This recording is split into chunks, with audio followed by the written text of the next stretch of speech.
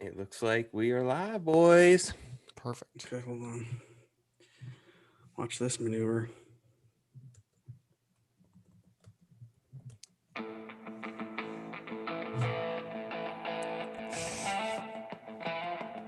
Are you hearing it?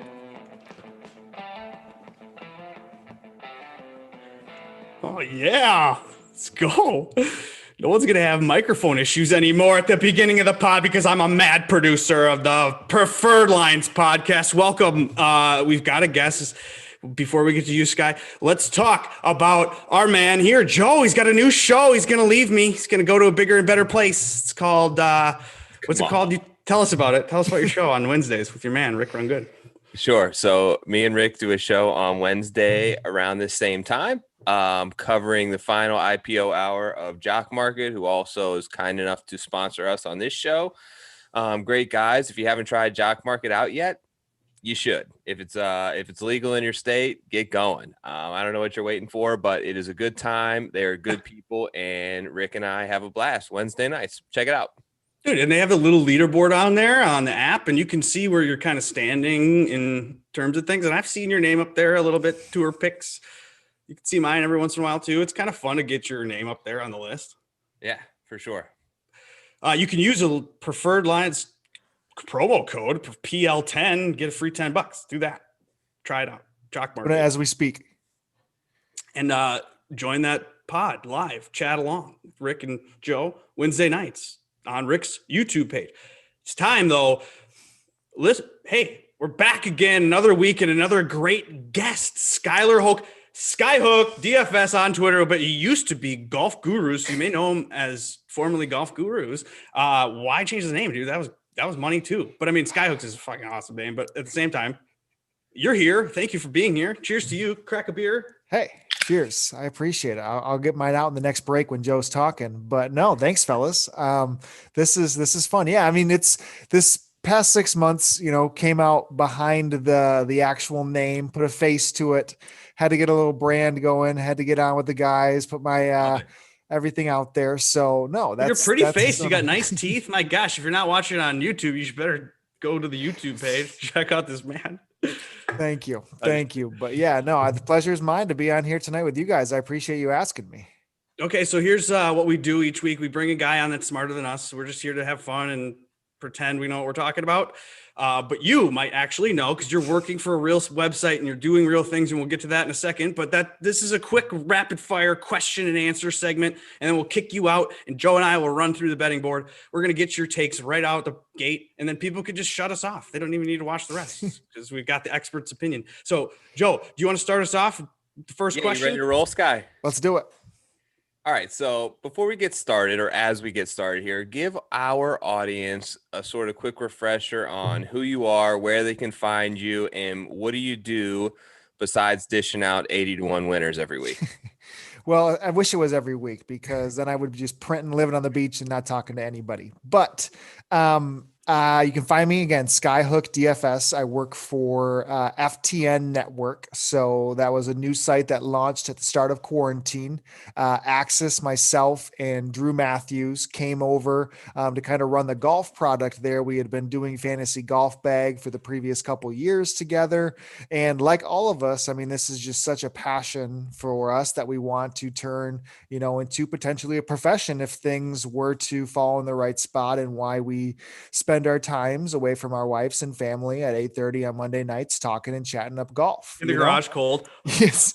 So, this is, what we really love to do. And of course, for me, my biggest, I guess, project working on is the European tour. Like that's something that for me, I've spent a lot of my time, and I think the quality of golf over there is, very strong. You get the talented, and why I love it is because you translate into weeks and opportunities with majors and WGCs. And of course, DraftKings still offering European Tour DFS every single week that you can take advantage of the edge of the research. That is the fun part about this game to me, is just, the research is almost just as fun as watching the golf Thursday through Sunday. So that's kind of a little background and gets us where we are today. Okay, well then now tomorrow, or when do you start your new show? I mean, you got to plug that. That's what you're doing here. You got to get that out there so we can It's watch it. true. Where is it? When is it? Yes. So I offered an opportunity, thankfully, to work and do a weekly show on the Mayo Media Network, myself and Tom Jacobs. So my first time bringing in an international consistent co-host with me. So getting used to the accent Tom has. But every Monday afternoon, we're going to be recording a European Tour bets and picks preview. If the salaries are out on DraftKings, we'll be talking about that. But yeah, Mondays, we're going to record that. So thankfully, it's the start of the European Tour season this week. So the odds were already out. So we were able to do that yesterday, get a little extra day of publicity. But yeah, every Monday that's going to come out on the Mayo Media Network. So if you're not a better of the Euro Tour, if you want more information on that stuff, you can log in and see what Skylar's got to say every Tuesday morning. You can talk about whatever, and then with your guests, and then we can get the answers because that's what we want. There And we we don't are. even need to know anything about the names. We just want the answers. Yep. Amen. All right. So then you given answers out where you used to at the Fantasy Golf Bag, and now you're at FTN, and now they've made a cool graphic of you. You know, you got that cool logo or whatever. It's sweet hair. What's the routine like for you? Is this now? People might want to know: is this a full-time gig? Can we become full-time in fantasy guessing? Feel like you can. I'm not there. We saw Rick. I mean, Rick True. is killing the game, Right. You know, like the amount of stuff, the involvement. I mean, he's all over CBS Sports HQ. Like Rick is kind of the passion of, I think, what a lot of us are chasing after. I am not to there. I still have my 8 to 5 that I'm working in. And I mean, I have a good day job. Like I love what I do. But this is again, our passion for it. So, I mean, every week I still preview the PGA Tour, do some access and myself, do our own little podcast that we do on Mondays and Tuesdays called The Alternate Shot, some 15-minute quick hitters that we talk about, previewing a little bit of both. And then again, I try to dig into the edge. So European Tour content. And then I don't know if you guys just saw before we popped on, but LPGA is out again in the DK market.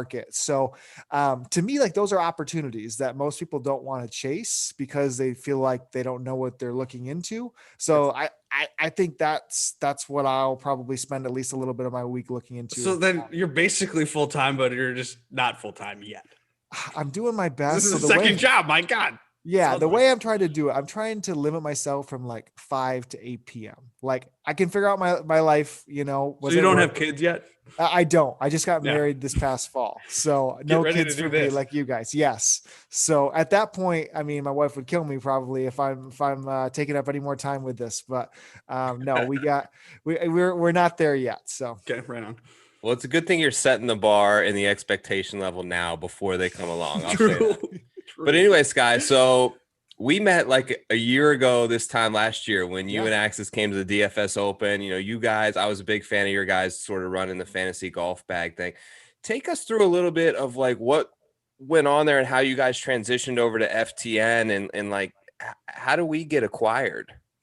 So, hey, that's I think the name of the game. And I guess originally, I'll even take it back before then. So in this space, I mean, I think we made Twitter accounts to post our thoughts and to post different either analysis, if it's long shot videos at lunchtime, if it's what got myself, I think, some credit was, again, so this is probably 5, 6, 7 years ago when I started, back before like Fantasy National obviously was a thing and statistical analysis really existed. I mean, I was deep in Excel spreadsheets doing what I coined rolling stats, which were, I mean, I would manually have to like copy paste the media guide on the stats that I thought were important every single week in order to like get my time frames down of how I thought strokes gain stats were trending for approaches. Because before, if you remember, you just got what the 12 months of somebody's numbers were. And if you were at the last tournament of the year, you know, Hideki Matsuyama was first in strokes gain approach, no matter what. Like that's the way it worked. So Axis and myself worked on that and did our own little thing for 2 or 3 years until I guess probably networking led us to working with Drew at Fantasy Golf Bag. And I think that's a huge part of you guys starting the DFS Open, what you were able to do last year is you build these relationships with people that you don't really know where it goes. I mean, Drew wins $1 million, kicks off the site, is able to bring us on board. And I mean, the relationship we built with him, I think Drew was the known name and commodity that kind of built up Fantasy Golf Bag, that when a new site was launched, I mean, he was on Mayo's show consistently, and Mayo being a little bit a part of FTN was able to say, hey, bring Drew in, and Drew wouldn't go without us. So ultimately, I think the networking and how this community has become so connected is ultimately the way, no different than like the real business world kind of is in a sense. Like, Sure. That's what I feel like. Well, that sounds like it's been a success overall, just starting a Twitter handle and throwing opinions out there, and it's led to this. And I think your path is going to lead further. Do you have success? I know you had Kevin Nod 80-1 or whatever. I don't know what your unit is, but congratulations on that. Obviously, that was a success. But what do you define as success? Do you track your bets over time? I've had trouble like evaluating whether I'm good at this or not, and whether I should do this or not. So do you have a way to figure that out? Am I good, or how? Yeah. So I think over the last couple of years, Axis is super sharp in this side of things. Like, he's very good at tracking. He tracks his closing line value. Like, he knows he's got his odds. I am much more on feel and maybe watching than he is. And I guess his success probably, especially last year, I think was a good example where I struggled in 2020. And Axis, I feel like hit winners, every other week. And he had a really, really strong 2020. And like, being able to talk to him and pick his brain, I am tracking now. I'm ensuring we have on FTN something called you could go, if you're a FTN like bets subscriber, you could go in and see the historical picks that we post. So is there a promo code for that? Yeah, ALT. So for alternate shot, there we go. So if you signed up, you can look and you can see our betting cards for each week, and you can see the historical bets we've placed. And they do it for all the sports, so you can track the units you were up. So if I bet 0.13 units last week, so just say $100 is a unit. If I bet $13 on Kevin Na to win 1,000, I would be up 10 units in a sense, and you can track how I do for the year. And it puts, it does put a little bit more pressure when you're giving out free picks. I don't feel like I'm able to, but if I run cold, like I did in 2020, like if I'm not smart with how I'm doing it, I'm feel bad for the members that are tracking me, so, I do my best. Do I think that handicapping can be a actual profession for me? That's hard to put your equity and your net worth into the odds grind of like 56.7% or whatever you need. Yeah. Like that takes a special type of person, and knowing that you're going to be successful. I think at some point you have to have a track record, and golf's hard to, the sample size isn't like a baseball slate where there's, multiple slates per day, or hoops, where you could figure out over a year, are you profitable? Golf's a variant game. Yeah, totally. Do you feel like, Sky, you've always kind of, and maybe this is unfair, because I know you have great PGA Tour picks, but I've always kind of associated your account with sort of the Euro Tour side, and it's always kind of been synonymous there for me.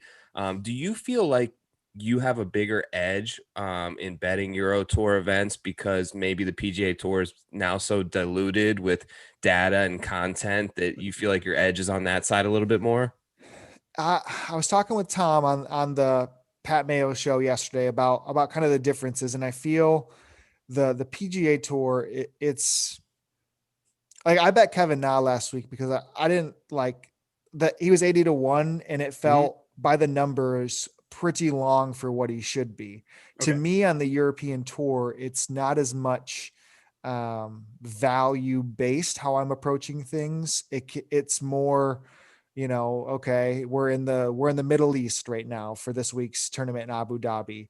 Tom wanted to bet Jordan Smith because he's great in this area of the world. I mean, those guys, the difference is, I think, is the courses that we play. I mean, 90% of the PGA Tour courses, it feels like it's the same. You might get back-to-back weeks that we might have that driving doesn't matter all that much, but Treeline Parkland. Yeah, like it's the same thing. And you get a links course, and then you go to you go to Spain to get a course that's going to be struggle to get anybody under par. And you might have guys so they have Q school still on the European tour every year. 25 people get a card because they get through 3 rounds of Q school like they do on the Corn Ferry.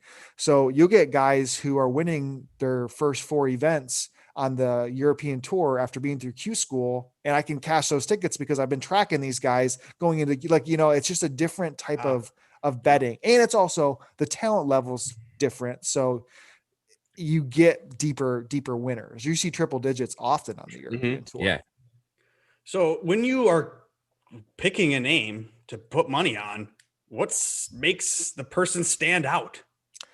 I mean, that was probably, and why I think LPGA is going to be an edge, and why I think European Tour, especially a couple of years ago, strokes gained data wasn't available on the European Tour until 2 years ago. And even still, like now, it's not laser data. It's like some things that are tracked by the caddy at times, and you're turning in your scorecards, and like you're being able to, like, that was the original conception of it on the European Tour. Now other sites are getting involved. IMG Arena is now launching on Bet365. So you have actual shot tracker on the European Tour now if you go on Bet365 for most events. So, but for me, like, I was statistically ahead of anybody else on the European Tour game because I was literally every night, the data I would pull in, I'd see who's the ball striking leader after round one. And like, no one, you couldn't find that data anywhere. Now there's a couple people that might do it, but it's still, people aren't just as knowledgeable. So I don't bet all that different sometimes on the European Tour, but you might see a guy who's the best ball striker who's coming up from the Challenge Tour, who's 80-1, still on the European Tour when he wouldn't be. When you see Will Zalatoris come in and he's 18-1 on his second, like those guys exist over there too. It's just different. And again, LPGA, there's no strokes gained data. If you want to have the greens and regulation data, you have to like manually be all over Click this through stuff. Everyone's name. Like it's not easy. So that's part of the reason that I think there's these opportunities, because I think golf is, we all know how to be the most profitable at golf is hitting greens and regulation. Like being a good ball striker is the best way. I think that's across the world how you be successful, but it's just not as identifiable sometimes in smaller tours. So when you're a strokes gained guy, you're a stat guy, a spreadsheet guy, whatever. What's the next step of spreadsheet stats? Is it going to be, you can tell the difference between an easy 5-footer because it's uphill or a hard 5-footer? Are we going to have like this rough, the ball was down in the rough on that shot or up in the rough on that shot? I mean, we're going to have to get to that point, because otherwise this data can be just talk shit about all day, because it's just golf. Hello. If you play golf, it's not going to be everything the same. I think the first step to even getting there, and where I need to elevate my game and where Axis helps me in this, is ensuring things are field weighted for the strength of the field. So I get ahead of myself when Bob McIntyre comes over for a WGC because he might have ripped off 2 top 20 finishes, overseas when he led in strokes gained approach. Yep. This is like the Tiger thing. Tiger's stats never looked great because he was always against the best fields every time he played. And so how do you appropriately do that? And there's sites that do it. Data Golf does a good job at doing it, and like Nelson's super good at being able to do those type of things. And I'm getting better. I think there's a way to do it just to properly rate golfers, but I think there's more than just having a stroke rating for a golfer. I do think you need to still look at the buckets of all the strokes gained. But again, how does somebody look if they are like Bezaden, who won back-to-back events in South Africa against slappies? Like it was a really bad European Tour event. Again, slappies is a tough word. Like a lower tiered European Tour. They're JV players. Yeah, like it was the lowest of fields. He should have won those events, like no doubt of it. Okay, but does that performance weigh up to anything? Should he be 50-1 in majors now? I need to properly understand how much he should have beat that field by, and how do we equate that versus a 40th at a WGC. Okay, makes sense. Got it. Well, listen, let's switch gears here to the American Express. So a bit normalized this year, down to 2 courses, no am, 36 hole, cut this year, full field, same reliable, terrible coverage. I'm sure we'll get. But the big story of the day, obviously, John Rahm withdrew, and in the minutes in the wake of his withdrawal, everyone was frantically firing in bets on guys that left a couple numbers hanging. Who'd you get? Did you get anybody? Talk to us about that. Joe, you know who I got, right? I think I know who you got. Our boy, man. There was a 26-1 hanging Oh, on man. Brooksy on DraftKings. What? Like they were, I mean, you had to be quick. There was 2 of them that I was able to post up on DraftKings. So then are you like waking up with an alarm that says these odds are so out? I mean notifications on Rob Bolton, you have to, Sure. like that's an absolute must, because I mean you literally get like, I mean I play NBA DFS a lot, and like you have windows to capitalize on that, but like that is the exact thing where if you're not betting within, besides the website that isn't yours but mine, that the guy down the street owns, that one doesn't adjust, but that's been historically, I don't know why that happens there, but so to me, Brooks was the one that, again, would you have bet Brooks anyways, or is this strictly a Rahm withdrawal? I thought the 26 was fair either way. I didn't see a 26. Yeah, I would have taken a 26. But even, I think, I mean, now I still think a 20 is completely fine. Like to me, this was the only nugget that I've seen on Brooks recently was, I mean, I follow his whole team on Instagram, and Brooks, it was known that like the difference in of weeks of how he'd prepare for tournaments was who traveled with him, did his buddies, or how was his house looking? And the big difference always was the chef coming. So Chef Nagy is his chef. Okay. She posted recently that she was on the road for 6 weeks with him. She's cooking up, she's traveling with him. So they've been out in California for like 2 weeks now, getting ready for this. Okay. So, I mean, I think Brooksy is dialed in to start the year, and why not take the risk, at that type of odds? I'm not having to lay 8, 9, 10-1, even 20. I'm okay with 20. So 26 was my first bet with Brooksy on it, to take the risk of him there. And then my second one that I caught on DK still, I'm going back to the well, because this course isn't all that different, man. I think Kevin Na could run it back.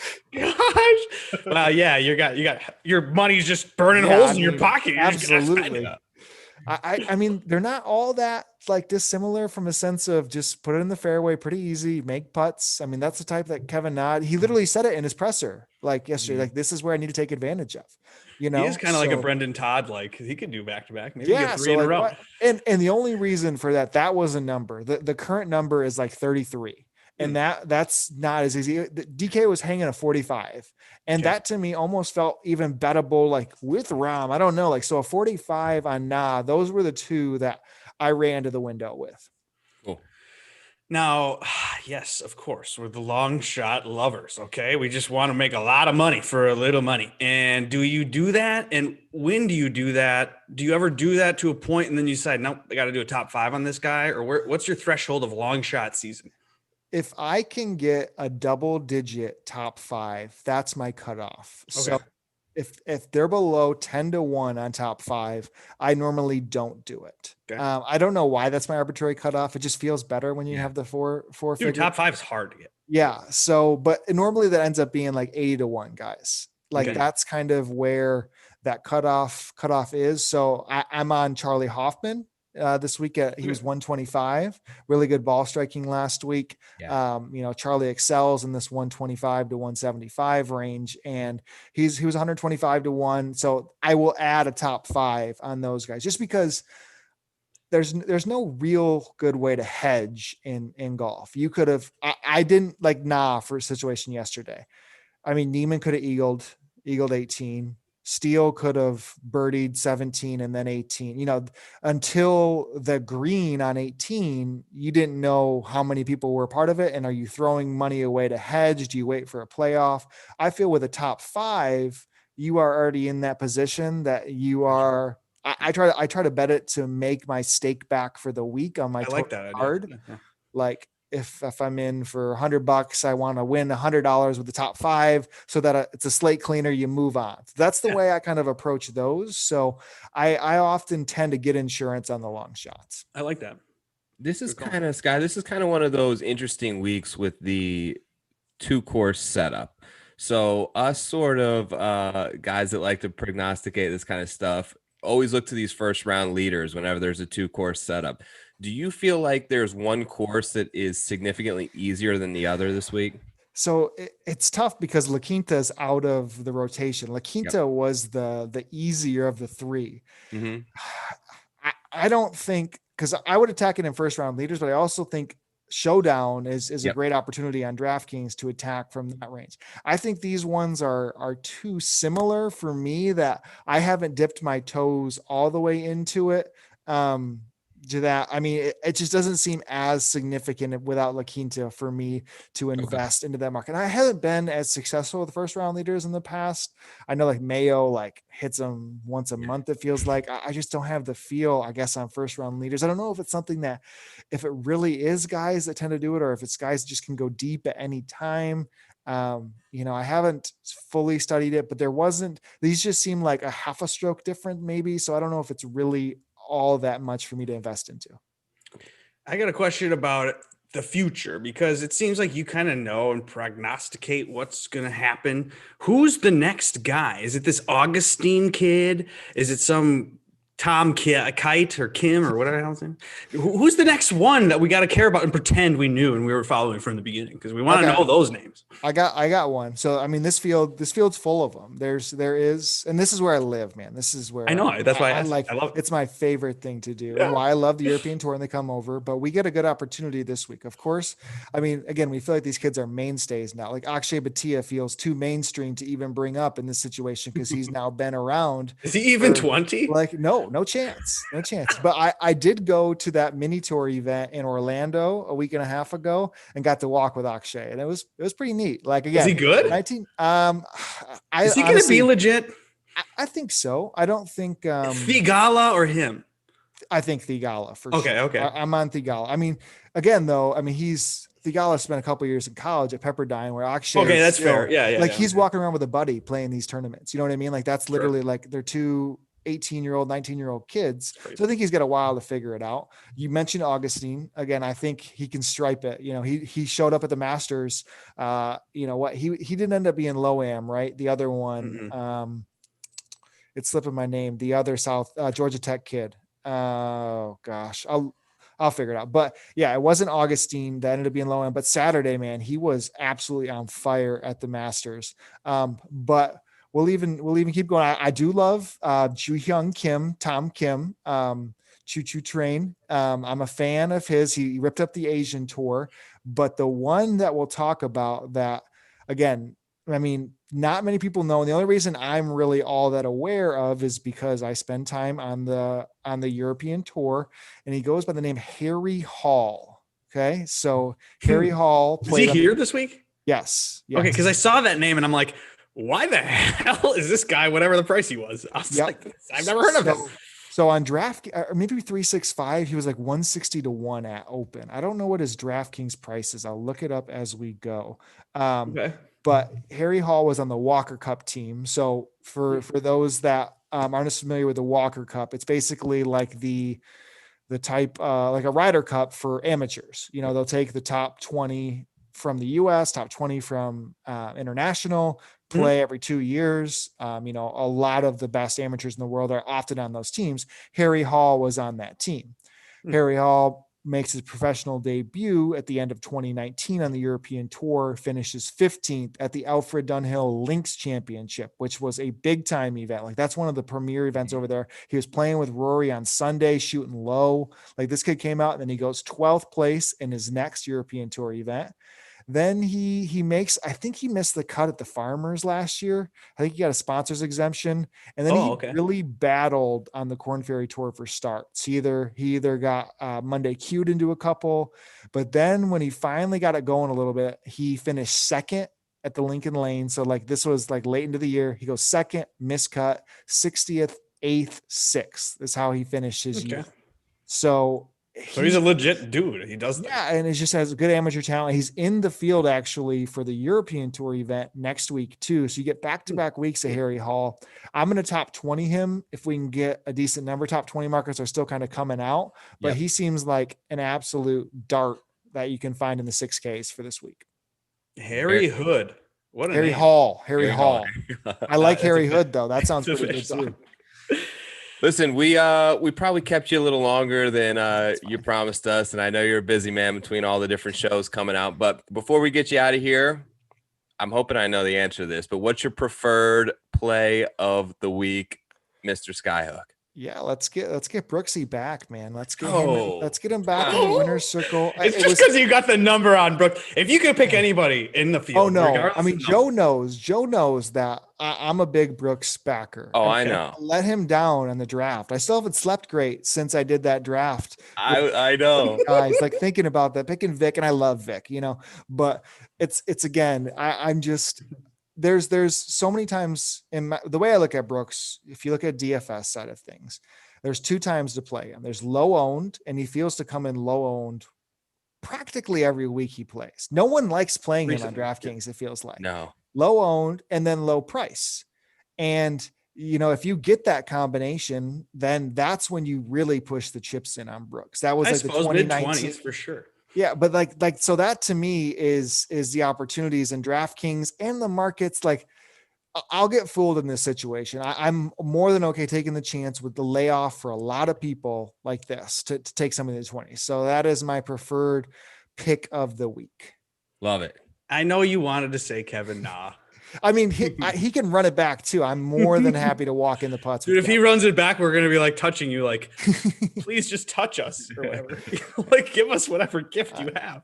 Amen. But hey, this was fun, boys. let's do this again. Shall we come back for another episode? I mean, this guy, he knows things. And if you want those things, you can follow him on FTNDaily.com or wherever it is.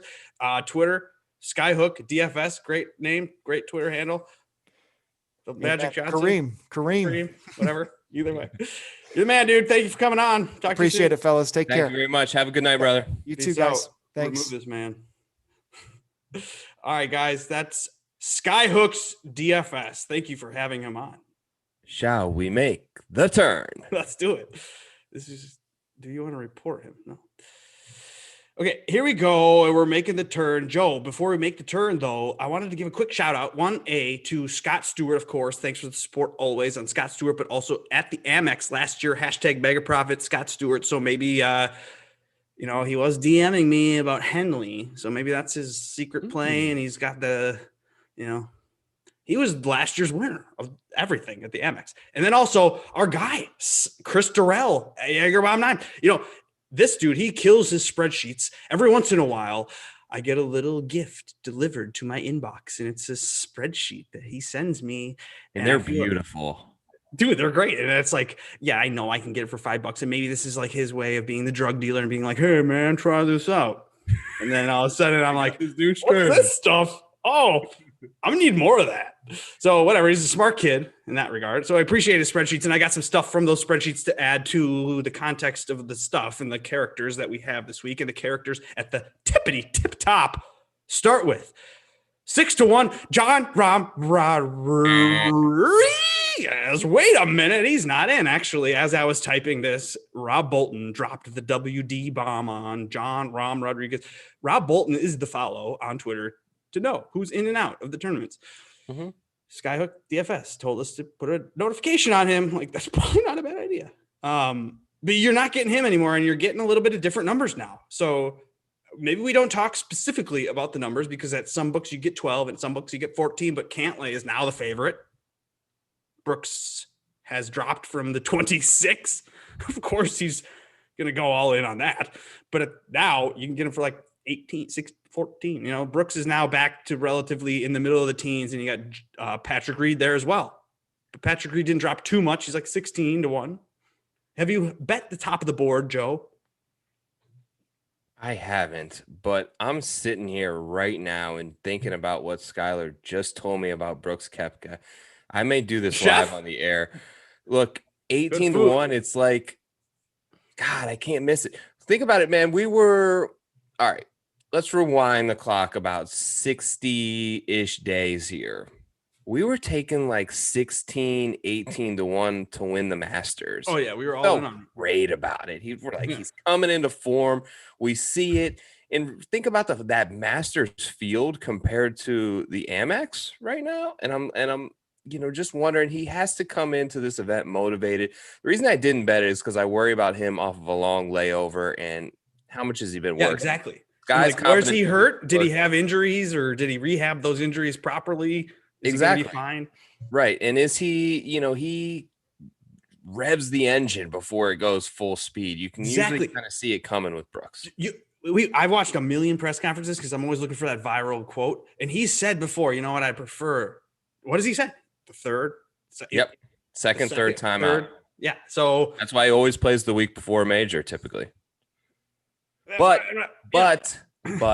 still, he's probably, if not the one of the most talented players in the field. He's definitely got the most decorated last 3 years of anybody in this field. And he's going to a place where he's had a little bit of success over there on the West Coast before. I don't know. It's going to be tough for me not to nab this 18 right here.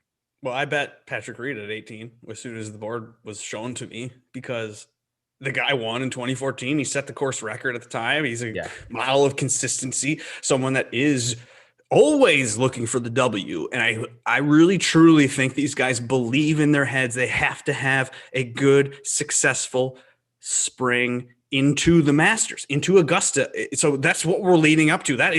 It's like the Daytona 500. Like, it definitely starts the season, but it is the biggest event of the season for these guys. So I think he's one of those people that wants to lead up to that. 2021 is a Ryder Cup year. You don't think Patrick Reed's going to care about the Ryder Cup? Every shot matters. A Ryder Cup year for Patrick Reed. He doesn't want to leave it up to the captains. He knows he needs to get on the team and say, haha, I'm on it. You can't do anything about it. So he needs to be top 4 this year or something crazy, because it's a million captains picks. His ego is going to keep him focused every single week because of that. He's got to be on the team. Right. Well, either way, I think. Hello. I think so. Yeah, he's got to make Moxie. the team.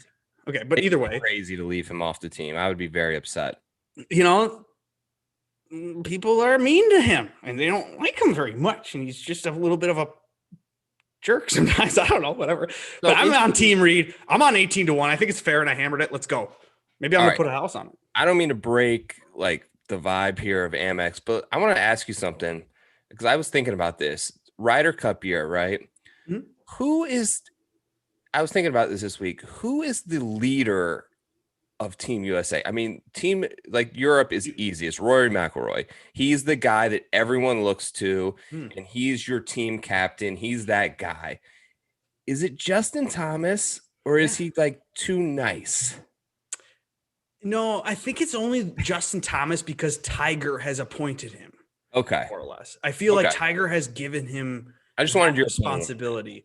I agree. Could it be DJ? Sure. I think it could honestly easily be DJ, but then doesn't want to be. It's not him. It's just not DJ. It's just not. It's not Brooks. It's not DJ. It's not Bryson. It's not Patrick Reed. It's Xander. Not. It's like it's just JT by default, but it just that's what kind of I don't know. Dude, you know what's fucked up? You know what's fucked up is by the actual start of the Ryder Cup, it could honestly be Wolf and Hovland. Like, no kidding. That's the big matchup, right? Or like, honestly, like I think Scheffler and Wolf, who are in the 20s right here, right now, this week are all. I mean, Scheffler's not in the 20s anymore, is he? He was. I got him at 22. So he was that guy. He was that guy that I took upon the Rahm withdrawals when the books were left hanging. Why?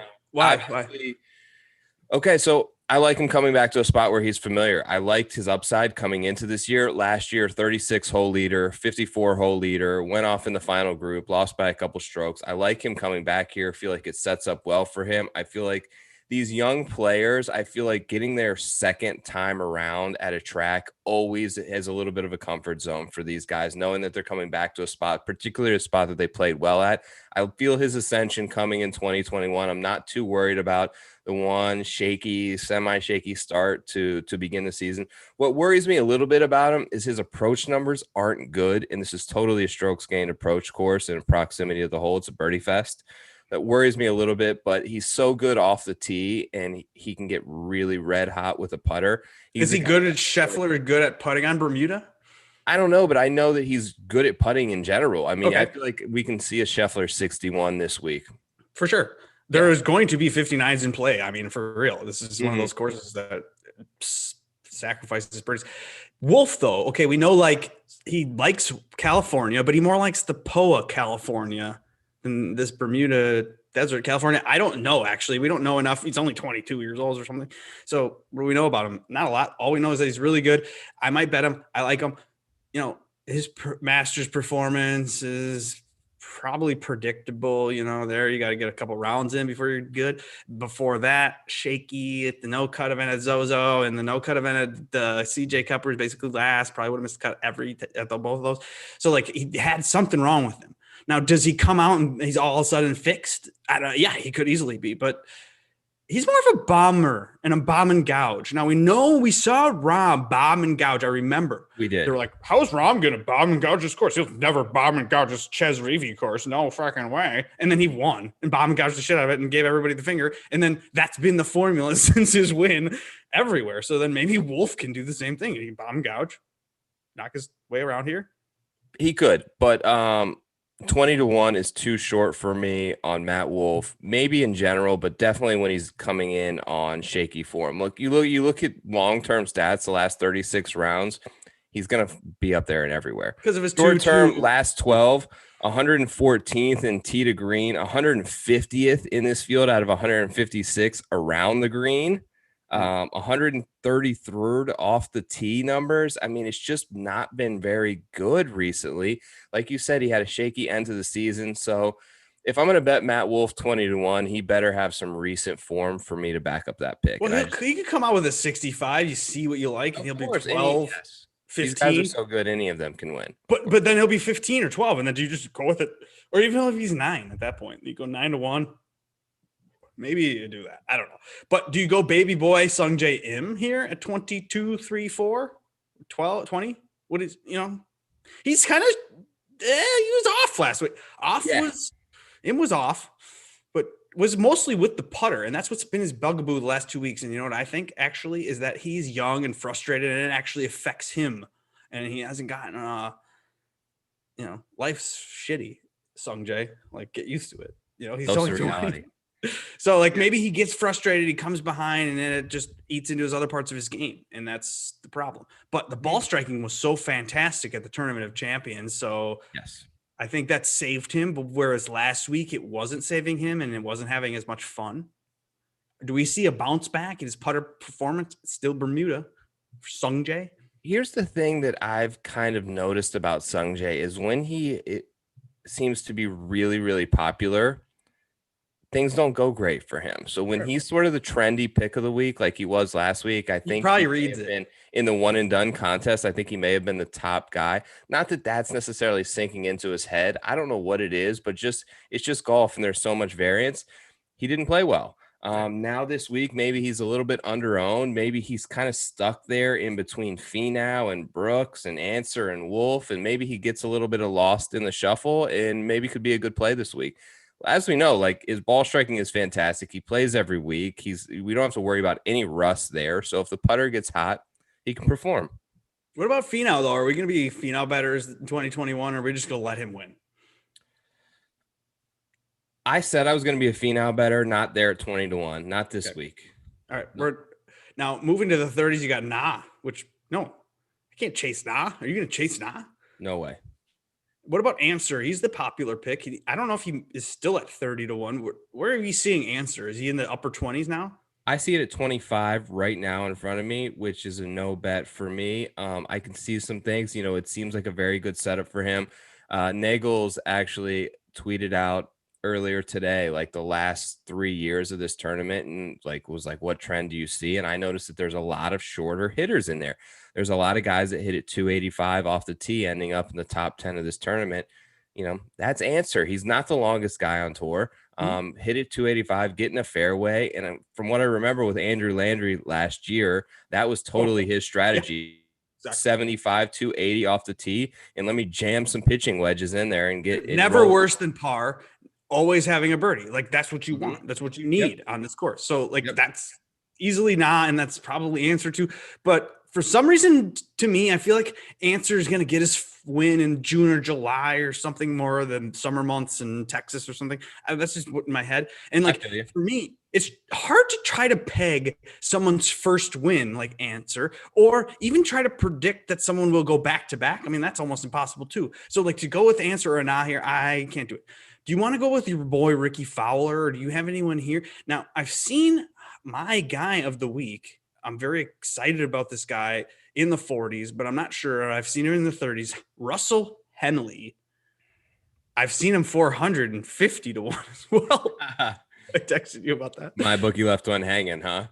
I don't understand. Like, it wasn't that originally in the day, I don't think. Have they already canceled it? No. Okay. So it'll probably go canceled. I've gotten a couple like futures with them that have been crazy like that, mistakes. But hey, you get Russell Henley 450 to 1. How do you say no, right? No, that's the house on that for sure. I would put the house on 45 to 1 Russell Henley. Like, honestly, like that seems like a fair number. You know why? Because the dude is all green on Fantasy National Golf Club. Almost every entire square for 9 months has been green. Yeah. Don't normally care, Joe, about opening Fantasy National and seeing the ranks of the last 50 rounds. Like, I don't normally like put a lot of stock in that, but this dude is first in tee to green, ball striking, approach, first in those 3 stats for this field. It's second total. So, I mean, like, he's putting well too. Want more? Well, number 1 in bogey avoidance, according to, I looked at our guy, Chris Terrell's spreadsheets. Go to the Patreon page. It's like $5. You can get the spreadsheet. Number 1 in scrambling, number 2 in proximity from 125 to 150, number 3, good drives gained, bogey avoidance, he's good, par 4 scoring, he's good. My God, this is like, is this Russell Henley or is this Tiger Woods in his prime? Because this is like, he is statistically popping off, and I love it. And I think he should be 20 to 1. He's been flirting with the leaderboards already, and he's got a mohawk, Joe. I mean, let's go, mohawk man. Russell Henley, let's do it. I mean, I'm waiting for my bookie or whoever that is to give me a real number so I can bet it for real. Put the house on it. Let's go. So you had a lot of great points there until you compared him to Tiger Woods. I was going to ask you. Kidding though, but listen, early in the season, January, February, March is Russell Henley season. Another thing about Russell Henley is, and there are some distinct characteristics with Jack Nicklaus designed golf courses. I actually played one of his only municipal courses this past weekend, and I like noticed it being out there. There's so many like distinct, this is Nicklaus. Like, you know, when you're on the course, the way the bunkers are, with the elevated greens and the way shots come in and all the water. He's got a great history and track record on Nicklaus courses. Obviously won the Honda. I'm sure there's other stats along there. I'm just kind of rattling this off the top of the head, but I see him in the mid 30s right now. He would still be that guy that if I'm going to take someone in the 30s, he's who I'm looking to. If you've got a 45 out there, I say that's a great bet. I don't know if I do. I might have a 450. It's going to be great. Hey, if you're comparing Russell Henley to Phil Mickelson, my God, these people are, they're psychotic. They're out of their minds. I mean, even our guy, Alanto Griffin at 45, that's ridiculous. If you compare him to Russell Henley statistically and gut check and everything about him and the fact that he has a mohawk, let's go. Now, Fowler, though, what the fuck? Now, are we going to do Fowler this year again? Or are we just letting him win?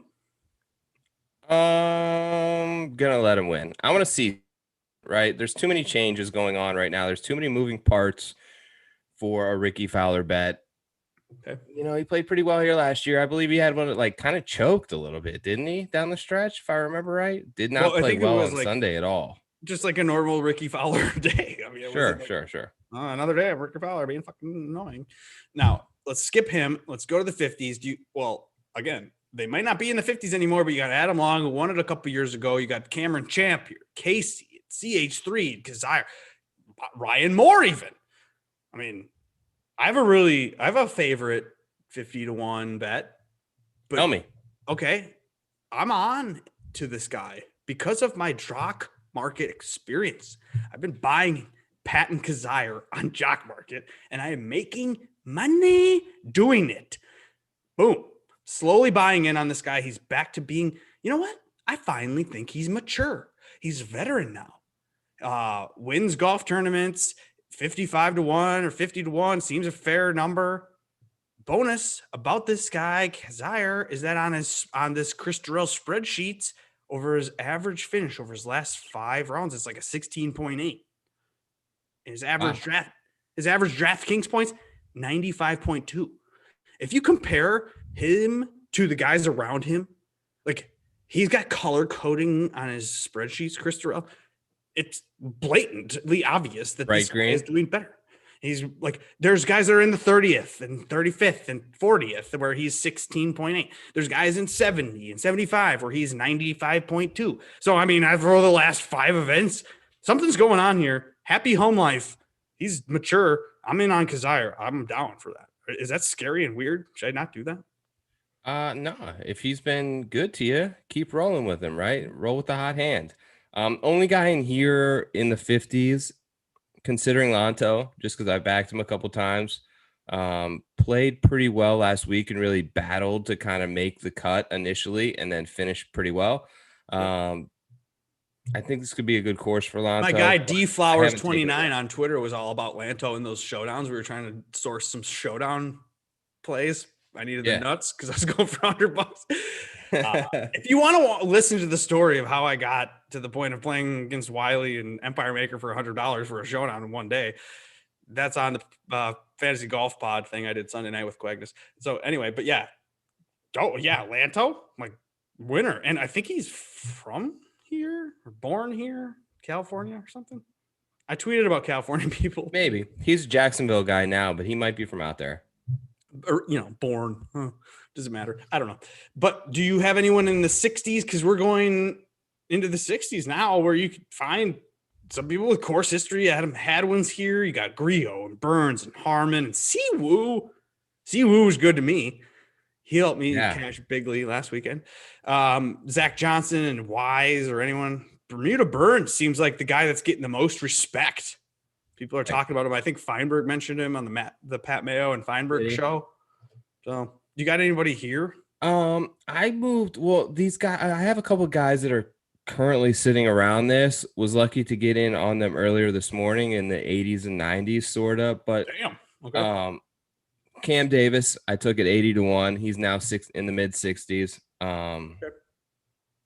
All right. So if you're just now tuning into the show, if you've been along here, you already know that I took me some Doc Redman at 90-1 this morning. Come on now. Listen, I love the setup for Doc. I know he's been out there for a little while. This seems like a great spot for him. Been aboard Team Doc Redman. Check this out. Dude, yeah, I think we got to call it like seeing the doc or like the doctor's I bought this patch on eBay for $2. Let's see it. Look at this patch. Redman. This the is for chewing Doc. tobacco. I'm gonna put this on a hat or a polo or something. Anyways, I'm gonna get it embroidered as soon as he wins a tournament. Okay, well, Doc, 90-1. But Big I also wanted to know about one guy that I'm very interested in here, and I feel like this number presents a ton of value. That's played well. He's won tournaments in Arizona. He's won big tournaments in Arizona. He's won big tournaments in California before, and he's like a Ryder Cup guy, a President's Cup guy. He's coming off of a little injury, says he's healthy. He's been playing golf. Gary Woodland is 70-1. That's like an auto click, right? When do we bet Gary? Is now the time? I bet him. You bet him? Okay. That was one of the first bets I made because I'm like, what if he's healthy? What if he's healthy? Right. Like, Premier ball strike. Plays well. He could be in the teens with those other guys for sure. Yeah. So Solo. why does the book do that to themselves? Do they know something? I'm bullish on Woodland all year. I've been looking at his future numbers, trying to keep a track of those. But if I see a sign this week, there's a couple of huge major championship future numbers north of 150-1 on Gary Woodland. So I'm going to be eagerly watching his performance. Cool. And you know what I said to you today? I said it's a long shot season, Joe, and I sprayed the range of the long shots. I got Joel Damon. I got Joel Damon. I got Wyndham Clark. He's my guy. Another guy that sticks out over the last 5 rounds of DK points and on Durrell's sheets. Like Wyndham Clark is going to be good. Waste Management Phoenix Open is a comp. Where was he there last year? Go look it up. Did well. Tringali's going to do well. He's in California. I don't know. You got to bet him every time, almost 100-1. McNeely, Stanford guy. McCarthy, though, digging in the Denny dirt. Are you doing it at 100? I got 140. 140. Yep. In. It's totally long shot season. I think our guy, former guest of the show, Jason Sobel, put out his article on the Action Network today. 6 of the last 10 winners of the Amex have been 80-1 or higher. Love to hear that. McCarthy 140-1, digging through that Denny dirt. And then I got a little Marty Laird. Love me some Marty Laird. 150-1. Dude, he loves the desert. Actually, like top, I think he finished like 15th at the Century, so not bad. Loves it in the desert out there, Southern California. Get a little windy. Look at Marty Laird. Do you want fairway finders? I got to ask you before we get to the giveaways. Go. Ryan Armour, is it a Ryan Armour week? You're the Ryan Armour whisperer. I haven't bet him yet. But it's driving accuracy week, and isn't he one of the best? He is. Are these Bermuda greens? Armour, big Bermuda guy. Oh, they yeah. are? All right, so I might go back to Armour. I had a top 5 on him last week, and he hung around. Actually, played the par 5s really well last week. So he had a good finish. That's what I'm saying. He's probably not an outright bet for me. He's more of a top 10, top 20, maybe a DraftKings play. Is he in the 6K range? Probably. Yeah, I think so. Like 68. Yeah. That is enough from us for the names and the reasons. If you want the rest of our names and reasons, you can follow us on Twitter. Joe Idone is at Tour Picks. I am Chad Eckert at Idone Realty. There will be tweets later in the week that give you the answers to the tests. Yes. Now, also, quickly, go to preferredlinesclub.com, sign up for the subscribe to the newsletter thing, and boom, I will send you what I just read. It'll just go to your inbox. So go do that. Preferredlinesclub.com. That's our website. Go there, newsletter. Boom. Subscribe, like, share, review, blah, blah, blah, blah, blah. Giveaway. Should we do that? Because you know what? We want more sponsorships. We want more recognition. We want more viewers so that we can earn more dollars and invest that to you, the listener and watcher. So let's do that now. Do you have something to give to people? Because Joe has been nice enough. I don't know where he comes up with this money. I don't know how he has 115,500 or whatever he has, but he has money to give away t-shirts and hats and stickers. So what are you going to give away tonight? So you know what? I'll see what I have in terms of sizes on the shirts. I'd love to give away a t-shirt to one of our loyal people in the viewers right now on Periscope. Let me pull it up. Looks like there's a couple people in there. So if you're on Periscope right now, live watching, and you've watched for an hour, you're a real person that's dedicated to us. So we appreciate that. So we're going to give you something. Okay. You know who I see in there who actually is supporting us and sent out a tweet last week when the Sony went to Preferred Lies and he gave the PGA Tour a little preferred lines is our guy, Coach Beef. Yep. Dude, he's a winner. Coach. He's won a bunch of stuff. He's a loyal follower. He tweets stuff. He's won a hoodie. What is he going to win now? But I don't think we've given him any PL swag yet. I don't know. Definitely. Coach, hit me up in the DMs. I see you in here. We appreciate your support as always. I'll get you some gear out there. I think he's out there in Arizona, actually. I think he's California because Eric and I were. Where are you at, Coach? Give us a comment. Yeah, I've sent him stuff. I know he's in California. Okay. I know his address. There he is. I'm here. He's pumped. I like to hear that. He's a good dude. Lacrosse guy, former lacrosse coach. Love me some lacrosse guys. Yeah, that's awesome. We'll get you some gear. Maybe this hat. I think I got a couple of these left. Maybe a t-shirt. Now we've got 47 reviews on iTunes. This is important. 47. It's been 47 for a while. We need you guys to step up a little bit on that. So next week on Monday, what tournament is it? I don't remember. Farmers. Okay, Farmers. Yeah. This is Farmers. We'll look through the reviews and we'll see who has done a review. Coach is in Long Island. What are we talking about? No, I sent it to a different guy, I think. Okay. But whatever. Norfolker. He's in Long Island. We're crazy. Sorry, bro. But we'll still hook you up. Hey, man. We ship to Long Island, too. Cheers to that. We're drinking beers. Cheers. Thank you guys for joining in. Best of luck this week. Let's go. Oh God, where's this music? Oh no, I lost it. Wait. Chef Burns, if you're still in there too, I see you as well. You're always Jeff helping out. Burns. Yeah, Wow, Chef Burns. Chef Bermuda Burns, hit me up as well. I'll hook you I up too, love brother. that. Thanks, Dude, guys. Who doesn't like Bermuda Burns? You got to bet Bermuda Burns every week, but 60-1, that's aggressive as can be. Now, I've done this and I'm going to do this. Your winner. Boom, Redmond season. boom, boom, boom, boom, boom, boom, boom, boom. This is my desktop. I don't know. Hey, we're Amateur Hour. This has been fun. And so thank you for following along. I love you guys. Appreciate you. See you next week.